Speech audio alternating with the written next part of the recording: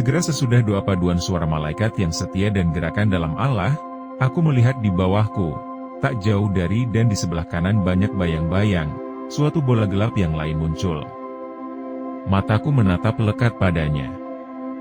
Aku melihatnya seolah dalam pergerakan, bertumbuh semakin besar, seakan titik-titik terang memecah di atasnya dan mengelilinginya bagai pita-pita cahaya. Di sana-sini, titik-titik itu mengembang menjadi dataran yang lebih terang, lebih luas, dan pada saat itu aku melihat bentuk daratan memisahkan diri dari air. Di tempat-tempat yang terang, aku melihat suatu gerakan seolah gerakan hidup, dan di atas daratan aku melihat tanam-tanaman menyimbul dan beribu-ribu makhluk hidup bermunculan. Sebagai seorang kanak-kanak saat itu, aku bergirang atas tanam-tanaman yang bergerak tumbuh. Dan sekarang segala bagian gambar yang lain memudar. Langit menjadi biru, matahari menampakkan diri, tetapi aku melihat hanya satu bagian dari bumi yang diterangi dan bercahaya. Bagian itu begitu mempesona, semarak, dan aku berpikir, itu Firdaus. Sementara perubahan-perubahan ini terjadi di atas bola yang gelap, aku melihat, seolah, suatu aliran cahaya memancar dari ruang yang paling tinggi dari segala ruang, ruang Allah, ruang di mana Allah tinggal.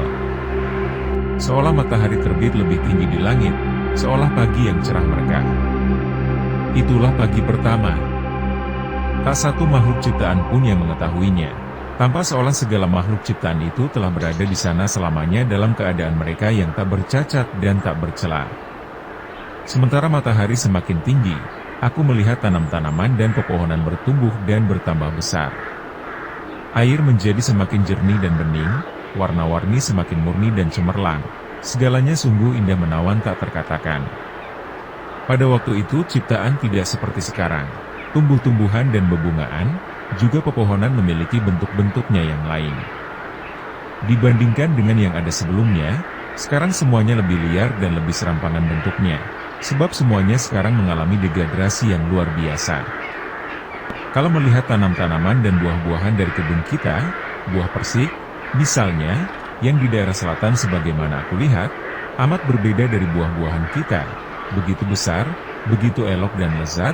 Kerap aku berpikir, seperti buruknya buah-buahan kita dibandingkan dengan buah-buahan daerah selatan, demikian buruknya buah-buahan selatan dibandingkan dengan buah-buahan Firdaus. Aku melihat di sana bunga-bunga mawar, merah dan putih, dan aku menganggapnya sebagai lambang sengsara Kristus dan penebusan kita. Aku juga melihat pohon-pohon palma dan yang lainnya, tinggi dan menjulurkan dahan-dahannya dengan amat rindang, seolah membentuk anjang-anjang. Sebelum matahari ada, benda-benda duniawi kecil dan lemah adanya, tetapi dalam cahaya matahari, perlahan-lahan mereka bertambah besar hingga mencapai pertumbuhan yang sempurna.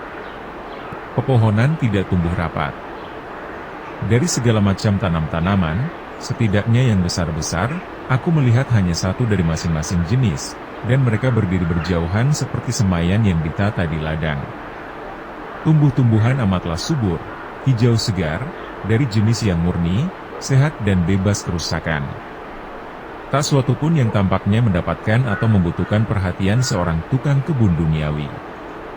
Aku pikir, bagaimana segalanya begitu indah, padahal belum ada manusia. Dosa masih belum mencemarinya. Tak ada yang rusak, tak ada yang hancur binasa. Semuanya asri, semuanya kudus, tak ada perawatan, tak ada perbaikan. Semuanya murni, tak suatu pun yang membutuhkan pemurnian. Daratan yang aku lihat bergelombang halus dan diselimuti tetumbuhan.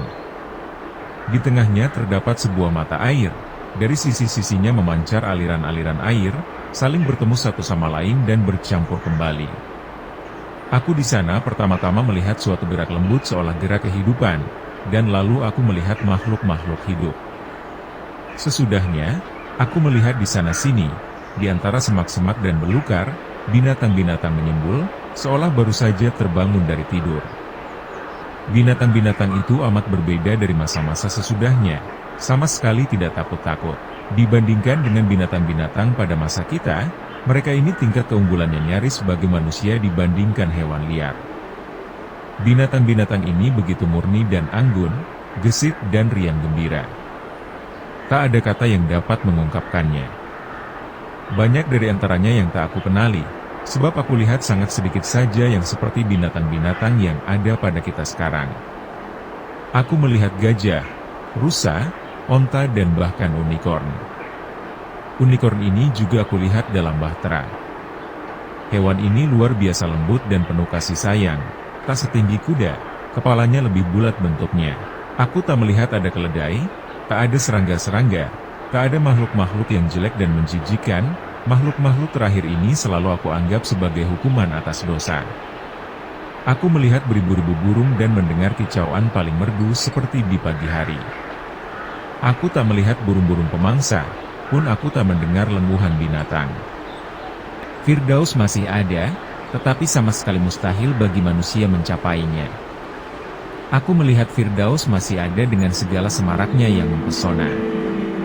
Firdaus berada jauh di atas bumi dan dalam suatu arah yang miring darinya, seperti bulatan gelap para malaikat yang jatuh dari surga.